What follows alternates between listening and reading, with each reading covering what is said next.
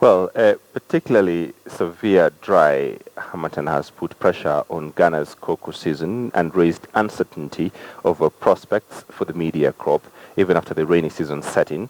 While weather conditions have improved compared with last year, farmers in Ghana are still having problems.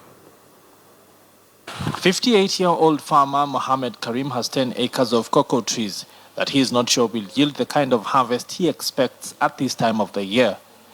The farm, which Karim inherited from his father 18 years ago, is located 150 kilometers southwest of the Ghanaian capital, Accra. Here, as in other cocoa-growing regions of Ghana, the harmattan, cold, dry winds blowing across West Africa from the Sahara over winter is sapping soil moisture and spoiling seeds.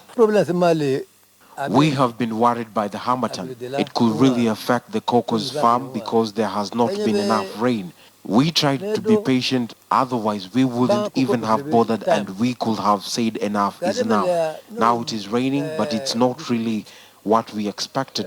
I've also not been receiving farm inputs like fertilizers, and all this is a worry for farmers. The government should try and do something for us. Ghana's 2014-2015 output came in at 730 tons of beans, well below an initial forecast of more than 1 million tons, due to poor weather and what farmers said were inadequate supplies of fertilizers and pesticides. Industry regulator Cocoa Board's 2015-2016 production target, set at the start of the season in October, is in line with Ghana's average annual output of 850,000 tons, the bulk of which is harvested during the main crop that runs from October to May.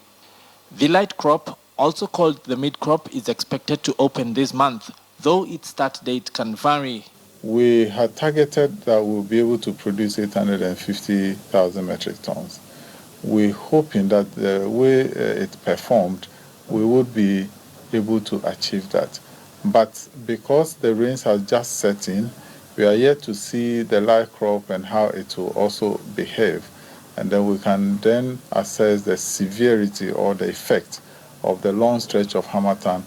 Cocoa is a backbone of Ghana's economy along with gold and oil. Ghana has more than 1 million cocoa farmers who rely on the crop, and the lower production this season also hurts government revenue at a time when the country is following an International Monetary Fund loan package aimed at restoring fiscal stability. The country saw growth slow sharply in 2014 due to lower global commodity prices and economic instability, including a sharply falling currency, damaging Ghana's reputation as one of sub-Saharan Africa's boom markets. In terms of real GDP, for example, in 2015, we noticed that because of the harsh weather condition, the cocoa subsector declined by 1.4%, and that led to a slowdown in the growth of the agricultural sector from 4.6% to 2.4%. So this is what impact a declining cocoa sector can have on the agricultural sector and the GDP of a country like Ghana. Local buyers and traders said the overall crop still looked set to end with output below the long-term average. Experts say the harmattan will also affect mid-crop output in neighboring Ivory Coast, the world's top cocoa producer. Peter Wakaba, KTN News.